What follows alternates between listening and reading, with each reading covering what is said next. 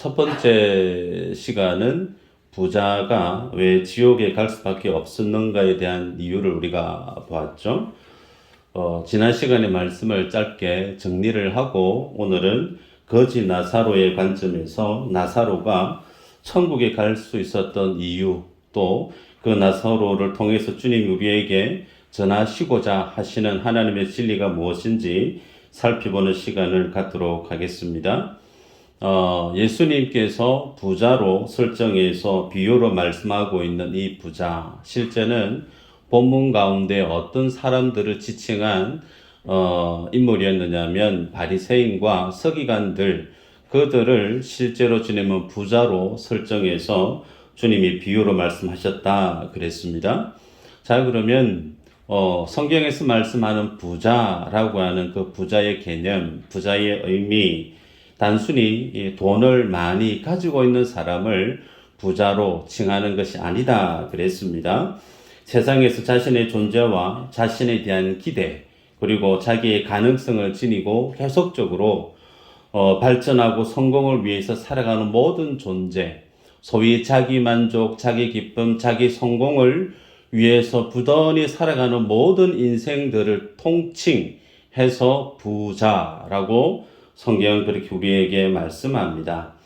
누가복음 16장 14절에서 하나님은 부자로 제시하는 바리새인들의 믿음의 실제 모습을 폭로하십니다. 바리새인들은 돈을 좋아하는 자들이라 이 모든 것을 듣고 비웃건을 그렇게 말씀하고 있죠. 왜 바리새인들이 예수님이 하시는 말씀을 듣고 비웃고 늘 대적했느냐? 그들은 실제 돈을 좋아하는 사람들이다라고 하나님이 바리새인들의 믿음의 모습을 그렇게 정의하십니다. 그런데 실제 바리새인들은 세상 사람들 앞에 자신들이 돈을 좋아하는 사람으로 드러나기를 원하지 아니했죠. 오히려 그들은 자신의 신앙으로 자신의 본질적인 믿음의 그 모습을 포장했던 이들이 누구냐? 바리새인과 종교 지도자들이었습니다. 그래서 성경에서 바리새인들이 기도했던 기도의 내용을 우리가 지난번에 살펴보지 않았습니까? 일주일에 2번 금식하고 하나님 앞에 토색하거나 불의를 행하지 아니하고 구제하며 11조를 주님 앞에 구별하여 올려드리고 안식일을 정말 분명하게 지켜갔던 이들, 그들이 바리새인과 종교 지도자들이었습니다. 그러한 어떤 신앙의 열심을 통해서 그들이 원했던 것은 세상에서 부자로 사는 것이었음을 우리가 지난 시간에 살폈습니다. 그래서 부자로 살아가는 그 삶의 모습을 세상 사람들이 볼 때 어떻게 바라볼까요? 구제하는 삶을 열심히 삽니다. 자기의 물질을 다른 사람에게 나눠줍니다. 기도하는 시간에 끼어서 금식하면서 기도해요. 주일 성수 11조 어느 것 하나 빠짐없이 최선을 다해 살아갑니다. 그런 사람들의 신앙을 세상 사람들은 야, 저 사람 참 신앙 좋다. 저 사람 신앙 참 훌륭하다. 그렇게 평가했을 거예요. 그런데 예수님은 바리새인들이 그렇게 자신의 돈을 좋아하는 그 본심을 소위 신앙의 행위, 종교적인 열심, 그것을 통해서 자신에게 돈을 쌓아가려고 하는 그 본심을 숨기고 있는 그 속내, 그것을 주님은 꿰뚫어 보셨습니다.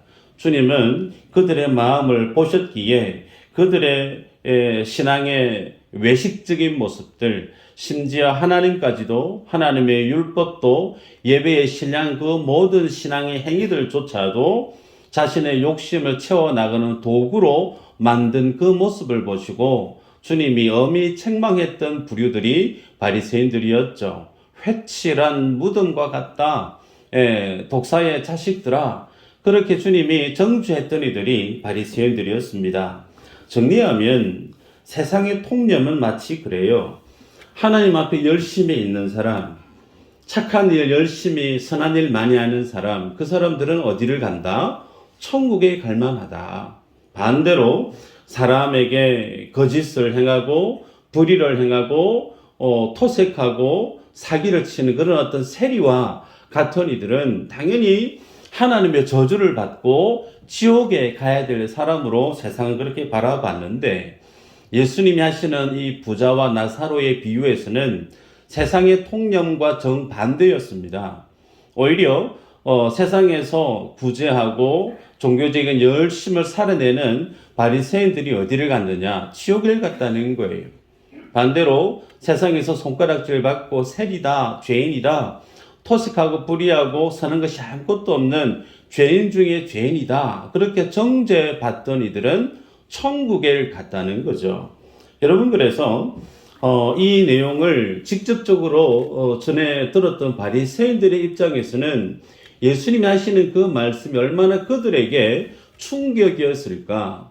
그들이 꽁꽁 숨기고 가식적으로 숨겨왔던 그 신앙의 원래 모습을 주님이 많은 사람들 앞에서 폭로해 버렸던 이 비유 말씀 앞에서 그들이 얼마나 당황스럽고 화가 났던 말씀이었을까 우리가 짐작할 수가 있습니다. 또 지난 시간에 이 부자가 죽어서 지옥에 가서 말씀 가운데 보면 아브라함을 아버지라 불렀던 내용을 보지 않았습니까?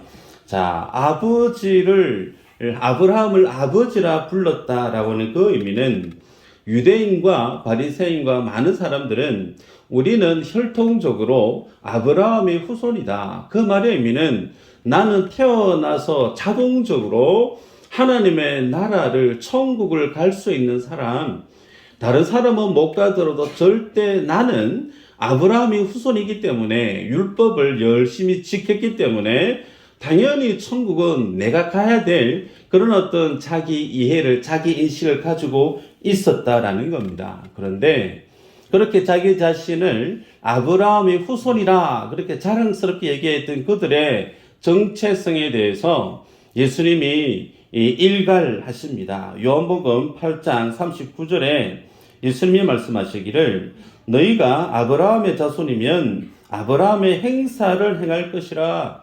그 말의 의미는 그들은 툭하면 나는 아브라함의 자손이다, 나는 믿음의 사람이다, 율법을 받은 하나님의 선민, 택함 받은 백성이다, 그렇게 자기 자신을 인식하고 자랑했던 그들의 그 자랑 앞에 주님이 정확하게 말씀합니다. 아브라함의 후손이면 아브라함이 행했던 그 삶을 너희가 행해야 된다. 자, 그러면 아브라함은 어떤 사람인가? 성경에서 믿음의 조상으로 불려지죠. 믿음의 사람이라는 거예요.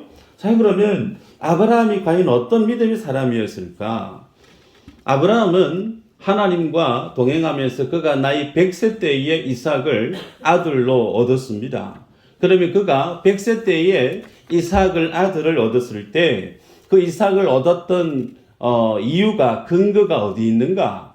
아브라함이 하나님의 말씀을 정말 신실하게 잘 지켰기 때문에 그의 육신의 기력이 아직도 멀쩡해서 그의 능력으로 이삭을 자신의 자녀로 얻었던 것인가? 그것이 아니죠.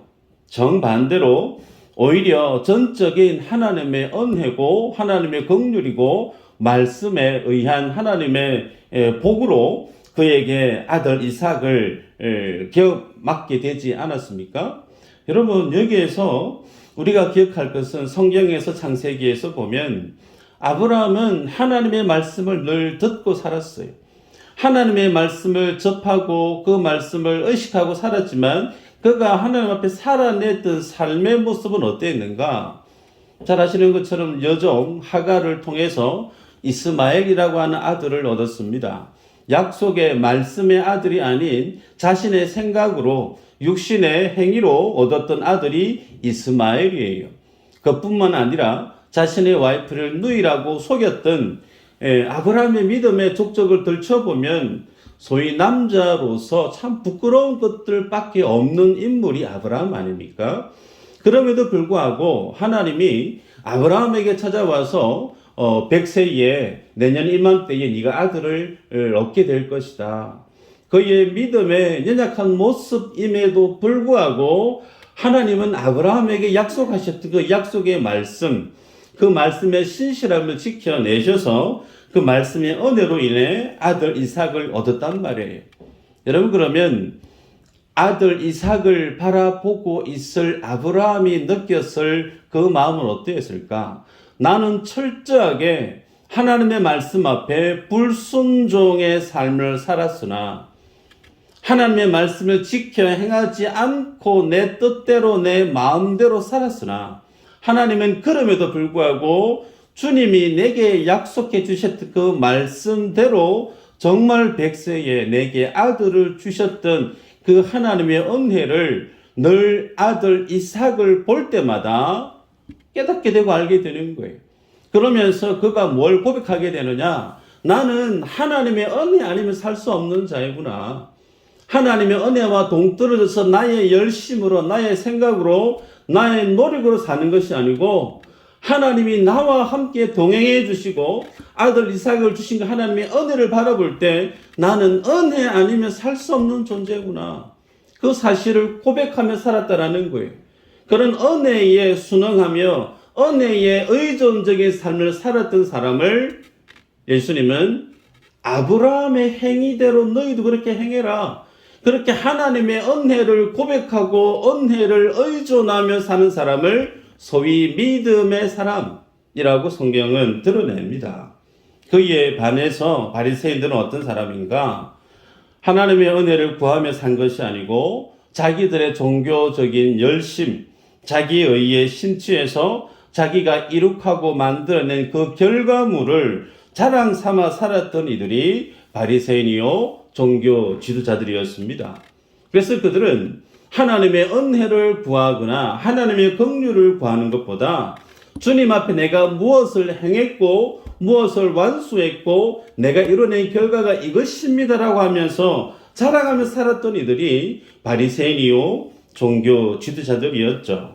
더 놀라운 것은 부자가 지옥에서 경험하는 그 뜨거운 고통이 얼마나 심했던지 나사로에게 물을 찍어서 자기 혀를 좀 시원케 해줬으면 좋겠습니다. 지옥에서의 그 고통을 그렇게 표현하고 있어요. 그러면서 그가 남아있는, 세상에 남아있었던 자기의 5 형제들이 있는데 그 형제들을 자기가 있는 그 지옥에 오지 않게 해주기를 구하죠. 방법은 죽었던 나사로를 다시 살려서 세상에 보내가지고 나사로를 통해서 이 사실을 자신의 5 형제들에게 알려주면 그 형제들이 나사로의 그 말을 듣고 자기가 있는 지옥으로 오지 않을 줄 믿고 하나님께 부탁하는 부자의 모습을 우리가 기억합니다. 자, 그런데 그러한 부자의 하소연 부탁 앞에 주님이 하시는 비유의 말씀에서 뭐라고 얘기하느냐? 이미 세상에는 모세와 선지자들이 있다.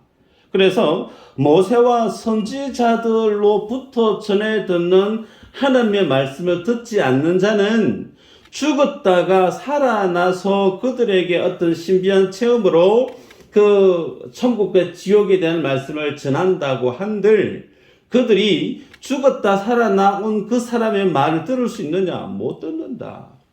받아들일 수 없다라고 얘기합니다. 자, 무슨 얘기냐면 많은 사람들이 살아생전에 이 땅 가운데 살아가면서 하나님의 말씀을 접할 기회가 수없이 많습니다. 그런데 이 땅에 있는 인생들 중에 이미 그 하나님의 말씀을 생명의 말씀으로 알지 못하는 사람은 어느 길로 갈 수밖에 없느냐? 죽음의 길, 사망의 길, 지옥의 길, 그 길을 벗어날 수가 없다라는 거예요. 이유는 그 길을 벗어날 수 있는 생명의 말씀을 그들이 담아낼 수 없기 때문이다. 그렇게 말씀을 합니다. 결국은 이 세상은 2 종류로 나뉠 수밖에 없어요. 하나님을 나의 주인으로 인정하는 하나님의 사람, 하나님이 아닌 성경에서 2 주인을 섬길 수 없다. 돈과 하나님, 물질과 하나님을 겸하여 섬길 수 없다. 예수님이 하시던 그 말씀처럼 하나님을 나의 주인으로 섬기든지 아니면 많은 사람들이 탐심, 욕심의 종이 되어져서 물질을 쫓는 인생, 이 물질을 쫓는, 돈을 쫓는 인생은 결국은 하나님의 말씀을 들어도 깨달을 수 없고 그 물질을 자신의 삶의 목적으로 최고의 가치로 두고 살아가는 인생은 하나님의 말씀 앞에 돌이킬 수 있는, 회개할 수 있는 그런 기회가 아예 주어질 수 없다라는 거예요. 하나님의 말씀이 들려줘도 깨달아지지가 않는다라는 거예요. 왜? 내 마음속에 하나님을 주인으로 삼지 않기 때문에. 물질과 돈과 세상적인 가치가 내 마음 중심의 전부를 차지해버린 인생은 죽었다가 살아난 자가 그에게 복음을 전해도 그 말씀을 받아들일 수 없다라고 얘기합니다. 여러분, 그러기에 이 비유 말씀을 오늘 마지막을 마무리하게 되어지는데, 이 비유 말씀을 여러분이 가슴속에 새기면서 평생에 기도하셔야 될 기도 제목이 하나 있어요. 그게 뭐냐면, 오늘을 살고 한 주를 살고 평생을 살아갈 수 있는 하나님의 생명의 말씀을 내게 허락해 주십시오라고 여러분들은 꼭 기도하셔야 됩니다. 사는 길이 어디 있는가? 행복하게 살아갈 수 있는 비밀, 그 좋은 길이 어디 있는가? 예수 그리스도십니다. 내가 곧 길이요 진리요 생명이라고 그러셨죠. 말씀이 생명이에요. 하나님의 말씀이 진리입니다. 예수 그리스도가 곧 하나님의 사람으로서 우리가 갈 수 있는 바른 믿음의 구원의 길이라는 거예요. 그래서 늘 우리들은 하나님 내게 1순위로 주셔야 될 것이 생명의 말씀을 주십시오. 오늘을 내가 살아갈 수 있는, 세상 가운데 죄 가운데 쓰러지지 아니할 수 있는, 오늘 내가 하나님의 영광으로 살아갈 수 있는 말씀을 내게 해주시고 그 말씀을 깨달을 수 있는 은혜를 내게 달라고 우리들은 늘 주님 앞에 기도해야 될 필요가 있다는 거죠. 자, 오늘은 두 번째로 나사로가 천국에 갔던 이유를 살펴보십시다. 20절에서 21절에 보면, 자, 나사로의 모습을 설명하는데 거지 나사로 그렇게 밝히고 있죠. 행색은 헌데투성이다.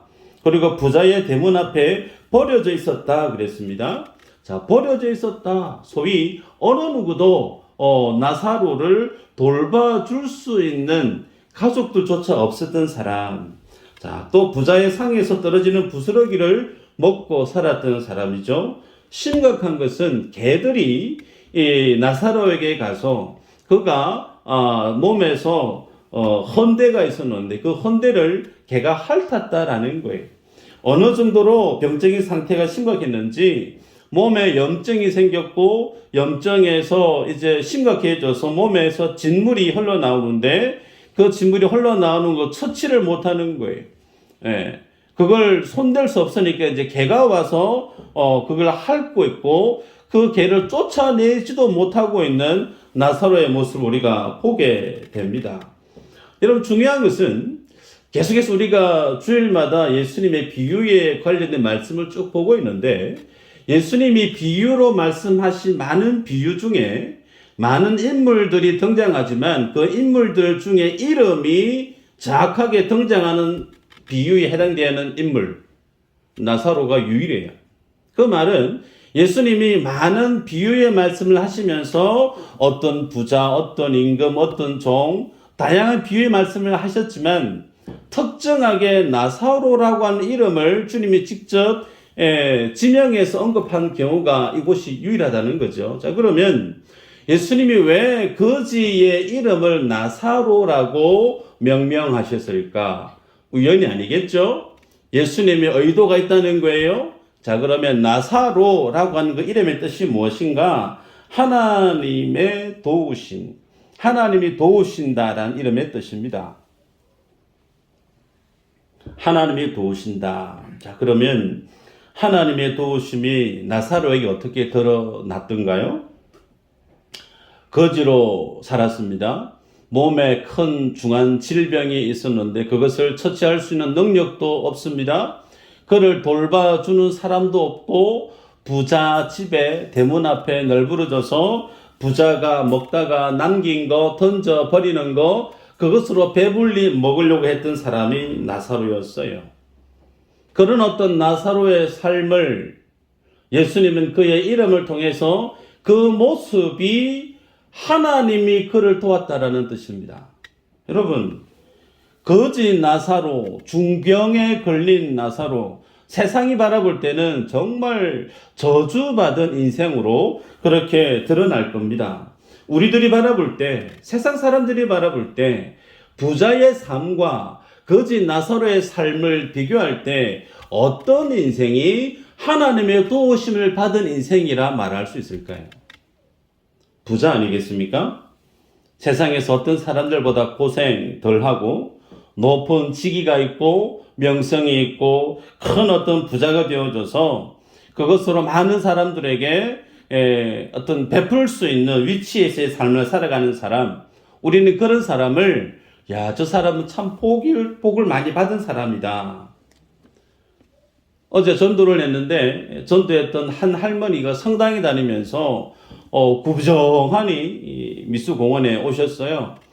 그러면서 저하고 한 20분, 15분 이상 얘기 나누면서 아들들 자랑을 하는 거예요. 자식들 자랑을 하는 거예요. 의사가 돼 있고 약사가 돼 있고 어디 큰 회사에 중진으로 있고, 네. 그런 모습을 보면서 제가 듣기 좋으시라고 자녀들이 참 복을 많이 받았네요. 저도 그렇게 인정을 해 줬습니다. 여러분, 우리들 중에 어느 누구도 거지를 방불케 하는 이 나사로의 삶을 동경하고 부러워하는 사람 한 사람도 없을 겁니다. 누가 도와주지 않으면 살 수도 없는 처지에 놓여 있는 인생, 과연 그를 부러워할 사람이 누가 있겠습니까? 그런데 성경은 뭐라고 말씀하고 있는가? 거지로 사는 거, 병자로 살아가는 거, 남이 먹다가 버린 것으로 배불리고 살아가는 거, 그 삶을 하나님이 도왔던 인생이다라고 성경은 기록하고 있어요. 많은 분들이 교회에 등록하고 신앙생활할 때 놓치는 것이 있습니다. 하나님이 도우시는 인생이 어떤 인생인가?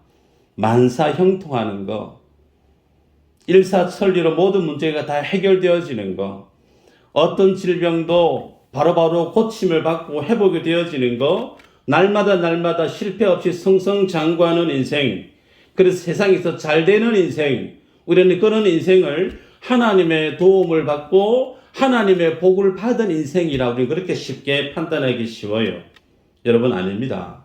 오늘 본문의 비유에서는 하나님이 도우시는 인생은 철저히 돈을 쫓아가는 인생이 아니라는 겁니다. 세상에서 잘 되기를 바라는 삶을 향해 주님이 도와주신 분이 아니라는 거예요. 사람들에게 주목을 받고 인정을 받고 칭찬을 받는 삶의 위치를 향해 쫓아가는 그 인생을 도와주시는 분이 하나님이 아니시라는 겁니다. 하나님은 우리 인생을 어떻게 도와주시는가? 하나님만을 의지하는 자로 만들어 가시는 분이 우리 하나님이세요. 그래서 하나님만을 의지하게 만들게끔 주님 우리의 삶의 모습들을 그렇게 가지치게 가시는 분이 하나님이시라는 겁니다.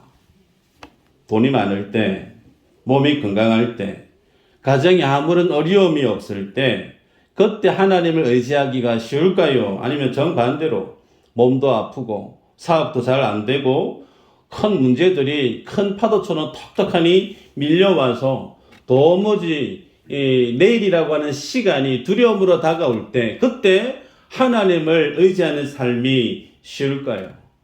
후자겠죠. 여러분, 하나님만을 의지하는 자로 철저히 내려가게 하는 것, 그래서 세상 밑바닥으로 계속해서 나를 주저앉히는 것, 그것을 주님은 하나님의 자녀들이 하나님께서 하나님의 그 자녀들을 돕는 것이다 말씀합니다. 헌대를 개가 핥고 있는데 그 개조차 쫓아낼 힘이 없는 사람, 과연 그 사람이 의지할 때가 뭘까요? 하나님밖에 없어요. 당신의 생명이 한 달 뒤에 끝입니다. 시한부 선고를 받은 인생이 세상 가운데 의지할 것이 돈일까요? 사람일까요? 내일 모레 나의 생명이 끝났다라고 사형 선고를 받게 되어지면 의지할 이는 하나님 한 분밖에 없단 말이에요. 그래서 소위 하나님의 도우심을 받는 인생은 어떤 인생인가? 오늘 비유의 말씀에 준하면 세상에서 다 털리는 삶이에요. 거지 중에 상거지로 버려지는 인생이 하나님의 도움을 받는 인생이라는 겁니다. 상당히 역설적이죠. 여러분, 그래서 하나님은 우리를 어떤 자로 만들기를 원하는가? 하나님의 은혜가 아니면 살 수 없는 인생으로 그 하나님의 은혜만을 구하고 살아가는 자로 만들어가기를 원한다는 거예요. 그 사람이 앞전에 뭐라고 얘기했죠? 아브라함의 행위라고 그랬습니다. 이 믿음의 사람으로 은혜를 아는 자로 만들어 가시는 분이 우리 하나님이라는 사실이에요. 그래서 여러분, 우리들은 이 하나님의 행하시는 어떤 구원의 스토리, 이 구원의 여정 앞에 우리는 상당히 어려움을 고백하게 될 수밖에 없죠. 왜 그런가? 저를 포함해서 우리 모두는 나사로의 삶을 살고 싶은 마음이 1도 없기 때문에 그렇습니다. 도리어 나사로의 삶은커녕 적어도 하나님의 은혜 없이도 살 수 있는 부자의 삶을 동경하는 것이 어쩌면 우리의 솔직한 마음일 수 있을 거예요. 좋은 날이 되어지면 좋은 옷을 입고 좋은 차를 타고 좋아하는 친구들과 함께 여행을 가고 때마다 철마다 해외여행 다니면서 가진 것으로 연락하고 즐기며 사는 것. 그 삶을 누가 살았죠? 오늘 본문에 부자가 그렇게 살았습니다. 그런 삶을 복받은 삶이다. 세상 참 행복하게 산다. 그렇게 많은 사람들이 여기고 있지 않습니까? 그래서 우리들은 고백할 수밖에 없는 것이 내 안에도 부자와 같은 삶을 살고 싶은 욕망이 우리 안에 날마다 꿈틀거린다라는 겁니다. 그런 우리의 부자로 살고 싶어하는 그 마음을 하나님께서는 어떻게 만들어 가시고 있느냐? 주님이 돕지 아니하면 우리는 재산 늘리는 재미에 빠져 삽니다. 주님이 우리를 돕지 아니하면 내가 내 자식들 세상에서 출세하는 것을 보는 즐거움으로 살아간다는 거예요. 주님이 우리를 돕지 아니하면 많은 사람들이 나를 인정하고 칭찬해주는 세상에서 주인공 되기를 기뻐하는 그 자리를 탐닉하며 살아가는 것을 우리는 즐겨한다라는 겁니다. 그래서 그런 세상에서 너희들은 빠져나와야 돼. 그런 세상에 내가 너희를 불러냈어. 그들이 누구죠? 에클레시아라는 거예요. 그들이 교회라는 거예요. 그들이 성도라는 겁니다. 세상으로 상징되어지는 애굽이라고 하는 그 세상에서 그 도시 문화에서 살기를 즐겨했던 이스라엘 백성들, 너희들은 그 세상에서 살지 않게 하기 위해서 주님이 끄집어냅니다. 출애굽을 시키죠. 구약이나 신약이나 오늘 우리가 살아가는 삶의 모습은 이 하나님의 진리 앞에서는 매일반이라는 거예요. 여전히 하나님은 우리를 이 세상에서 불러내서 소돔과 고모라처럼 불타 없어질 그 세상을 동경하고 그 세상의 삶의 뿌리를 받고 살기를, 영원토록 살기를 원하는 그 삶의 모습에서 주님은 가지치기를 해내시면서 불러내신다는 거예요. 불러내서 어디로요? 하나님의 은혜 아니면 살 수 없는 광야로 주님이 우리를 몰아넣기를 원합니다. 여러분 아시잖아요. 광야에서 굶어 죽은 사람이 있던가요? 광야에서 암 걸려 죽은 자가 있었던가요? 없습니다. 그런데 우리의 삶의 본심은 광야는 싫다는 거예요. 우리의 본심은 화려한 조명이 있고 풍부한 고기가 넘쳐나고 먹거리가 넘쳐나고 나를 즐겁게 해줄 것들이 많이 있는 그 세상을 동경하고 있는 이 마음, 여기에 우리가 부인할 수 있을까요? 부인할 수 없어요. 그 마음이 내 안에 있습니다. 그래서 사도 요한은 요한 1서에서 말씀하죠. 세상을 사랑하지 마라. 세상을 사랑하는 자 그 마음 속에 하나님의 생명이 있다 없다? 없다 그랬습니다. 여러분, 부자의 본성을 지니고 살아가는 사람이 지향하는 그 삶은 세상의 힘을 지향하죠. 세상의 능력을 과시하고 돈과 그 능력을 자랑하는 삶을 행복으로 여깁니다. 그래서 안목의 정욕, 육신의 정욕, 이생의 자랑거리, 모든 사람들은 이 세 가지 카테고리 안에서 내가 1등이 되기를 원합니다. 그래서 그것들을 가지면 가질수록 나는 세상에서 안전한 삶을 살아가는 안전 아이템으로, 안전, 삶에서 행복을 누릴 수 있는 절대 보루로 여기는 것들이 이생의 육신의 안목의 자랑 아닙니까? 그러나 하나님은 그 자리에서 우리를 이끌어 내시는 분이세요. 하나님의 은혜를 아는 자들은 점점 세상에서 사는 것보다 예수님과 동행하며 사는 재미가 이게 예수 믿는 재미구나 알아갑니다.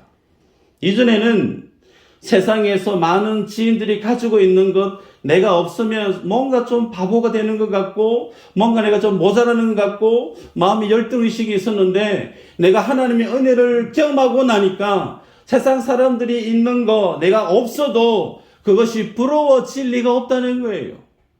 내게 없는 것 때문에 없는 것으로 불평하고 불만을 토해내고 맨날 남편 바가지를 박박 긋고 이제 그렇게 안 산다는 거예요.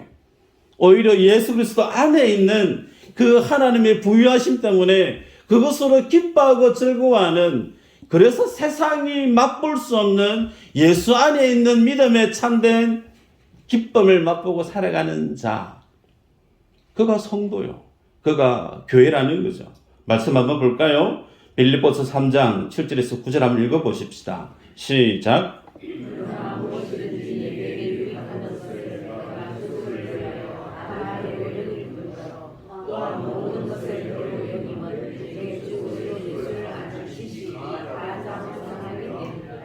내가 그를 위하여 모든 것을 잃어버리고 배설물로 여김은 그리스도를 얻고 그 안에서 발견되려 함이니 내가 가진 의는 율법에서 난 것이 아니요 오직 그리스도를 믿음으로 말미암은 것이니 곧 믿음으로 하나님께로부터 난 의라. 아멘. 빌립보서 3장 7절에서 9절이에요. 볼펜에 쓰시면 적어서 꼭 한번 보시기를 바랍니다. 사도 바울이 복음이 뭔가에 대한 명쾌한 답을 제시하고 있죠. 바울은 예수 그리스도를 아는 지식이 가장 고상하다 그랬습니다. 예수 그리스도를 알기 이전에 그의 삶의 그 모든 절대 가치였던 것들을 바울은 그리스도를 알고 난 이후에는 배설물로 여겼다 그랬습니다. 이미 성경에서 보면 사도 바울은 예수님의 사도로 쓰임받기 이전부터 그의 명성이, 그의 학위, 그의 수준이 제자들을 거느릴 수 있는 정도로 세상에서 성공한 사람이었습니다. 그가 베냐민 집하고 그가 가지고 있는 배경과 사회적 권리와 로마 시민권까지 많은 사람들이 부러워할 그 모든 것들, 소위 이생의 자랑, 안목의 육신의 정욕의 가치들을 많이 가지고 있었던 사람이 사도 바울이에요. 그런데 그 모든 자랑거리들을 사도 바울은 배설물로 여겼다 그랬습니다. 어떻게 많은 사람들이 앞다투어서 어쩌면 평생 갖기를 열망하는 그 모든 것을 가졌던 그가 한 번에 그 모든 것을 무가치한 것으로 무시해버릴 수 있는 삶을 살아갈 수 있었을까? 고백하죠. 예수 그리스도를 아는 지식이, 여기서 알다라고 하는 말의 의미가 정보, 지식, 학습, 이론, 여기에 대한 알미 아니에요. 사도 바울이 예수 그리스도를 아는 지식이라는 그 지식은 예수 그리스도와의 연합된 삶을 표현하고 있는 내용이에요. 예수 그리스도를 만났다라는 겁니다. 내 인생 한 복판에 주님이 찾아오셔서 예수님이 어떤 분이신지 그가 알고 경험해서 그 주님을 알아가면 알아갈수록 그가 알아왔던 그 모든 세상의 절대 가치들이 죄송스럽지만 소변과 대변으로 아낌없이 버릴 것들이라 그가 고백하게 되어졌다는 거죠. 여러분, 그래서 그리스도를 아는 지식이 가장 고상하다. 가장 고상하다. 소위 이 세상에서 다른 것과 비교할 수 없는 절대 가치라는 겁니다. 그래서 예수님으로 얻게 되어지는 것과 예수님이 아닌 이 세상에서 얻게 되어지는 것을 비교할 때 오히려 예수 그리스도로 얻게 되어지는 이 복음, 하나님의 나라의 이 진리, 이 하나님의 은혜의 이 은혜가 절대 가치다. 그러면서 그것이 하나님께로부터 난 의라고 그가 고백하고 있습니다. 자, 로마서 5장 8절 한번 읽어볼까요? 같이 시작. 우리가 아직 죄인되었을 때에 그리스도께서 우리를 위하여 죽으심으로 하나님께서 우리에 대한 자기의 사랑을 확정하셨느니라. 여러분 보십시오. 우리의 원래 자리가 어디라고요? 죄인의 자리였습니다. 부자와 나사로의 비유에서 비춰보면 이 죄인의 자리에 누가 서 있었는가? 바리새인이 서 있죠. 그들은 돈을 좋아하는 자들이라 그랬습니다. 세상에서 이생의 육신의 안목의 정욕을 앞다투어 쫓아갔던 이들이 바로 이들입니다. 자, 그런 어떤 사망과 죽음의 자리에 있었던 그들을 주님이 사랑하셨다라는 거예요. 심지어 그 죄를 먹고 그 죄 가운데 뒹굴고 그 죄 가운데 살아가고 있는 그들의 삶의 종착지가 지옥인지도 알지 못한 채 살고 있던 그들에게 하나님 어떤 사랑을 가지셨는지 자신의 독생자를 십자가에 죽게 하시기까지 그들의 때묻고 냄새나고 저주 가운데 있는 그 인생을 사랑해서 자신의 독생자를 대신해서 십자가에 내놓으신 하나님. 여러분, 우리들은 하나님 앞에 살려주세요 말한 적이 없어요. 우리들은 하나님 앞에 주님 내게 하나님의 나라를 주십시오 말한 적이 없어요. 네. 죄 가운데 널브러져 있고 죄라고 하는 진흙탕물에 뒤범벅되어 있는 우리에게 주님이 그 자리에 오셨어요. 그 모든 죄와 더러움과 사망과 저주를 주님 온전히 홀라 다 담당하시고 그 주님이 가지셨던 하나님의 영광과 동일한 예수의 그 영광의 의를 우리에게 주셨다라는 겁니다. 이 사실을 알고 이 은혜를 알고 성경을 접하게 되어지면 볼 때마다 뭐밖에 할 수밖에 없느냐? 회개할 수밖에 없다는 거예요. 그래서 부자에게 얘기하죠. 세상에 모세와 선지자들이 있다. 그들이 전하는 말을 듣지 아니하면 죽었다가 살아난 자가 얘기해도 그들은 회개할 수 없다. 달리 얘기하면 우리가 하나님의 은혜를 알게 되어지면 이 땅에서 하나님의 말씀을 깨닫게 되어지고 깨달아지는 그 하나님의 말씀 우리에게 무엇으로 드러나느냐면 회개할 말씀으로 나타난다는 거예요. 여러분, 그래서 우리의 삶의 모습을 이제 정리하십시다.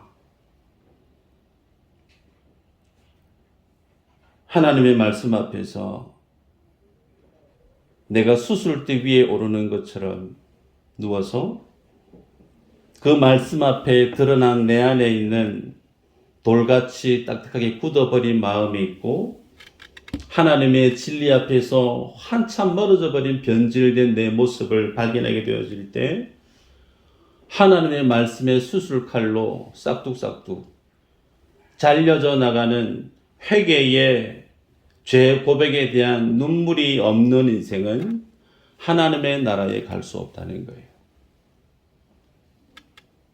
여러분은 어떻게 살고 싶으세요?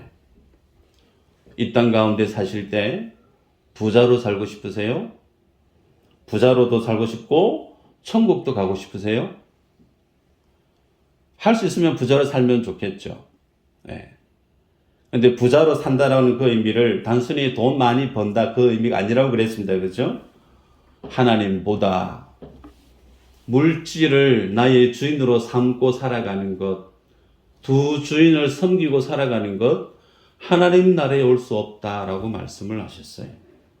그러기에 우리는 거지 나사로, 중환자의 나사로, 아무것도 없어서 주님께 올려드릴 열매도 없고 그냥 하나님만 날마다 바라볼 수밖에 없는 그 은혜의 자리, 그 은혜의 자리에 있는 그는 하나님만을 의지하며 살아가는 사람이에요. 그 자리에 우리를 주님이 세우시기를 원하신다는 사실입니다. 오늘 내 마음속에 하나님도 의지하고 하나님 외의 것들도 내가 은근히 기대하고 의지하는 마음의 내용물들이 있다면 하나님의 말씀 앞에서 나 스스로가 가지치기를 해 가셔야 될 줄 압니다. 어떻게 내 안에 부자로 살고 싶은 이 욕망을, 이 죄악된 죄의 본성을 포기하고 사도 바울이 얘기하는 것처럼 하나님을 아는 지식의 가장 고상함을 향해 살아갈 수 있는 자가 될 수 있을까? 기도하셔야 됩니다. 말씀을 사모하시고 기도하시고 성령님께 의탁하세요. 이 삶을 살아낼 수 있는 능력은 우리에게 없습니다. 어느 누가 거지로, 어느 누가 중환자로, 어느 누가 버려진 인생으로 살기를 좋아할 리가 누가 있겠어요? 그런데 그 자리에 서는 자만이 뭘 할 수 있다고요? 하나님만을 절대적으로 찾을 수 있다는 거예요. 그래서 우리들은 나 스스로 그 삶을 살아갈 수 없는, 날마다 내 마음의 뚜껑을 열어보면 세상에 냄새나는 것들, 육신의 이생의 안목의 자랑거리가 가득 차 있는 내 자신의 모습을 발견할 때마다 뭐하죠? 회개의 자리를 가는 거예요. 하나님이 깨닫게 해주실 때, 하나님의 은혜를 우리에게 알게 해주실 때, 우리는 주님이 원하시는 그 믿음의 자리에 나날이 서가게 되어진다는 겁니다. 이 은혜의 주인공 여러분 모두가 되시기를 주의 이름으로 축복합니다.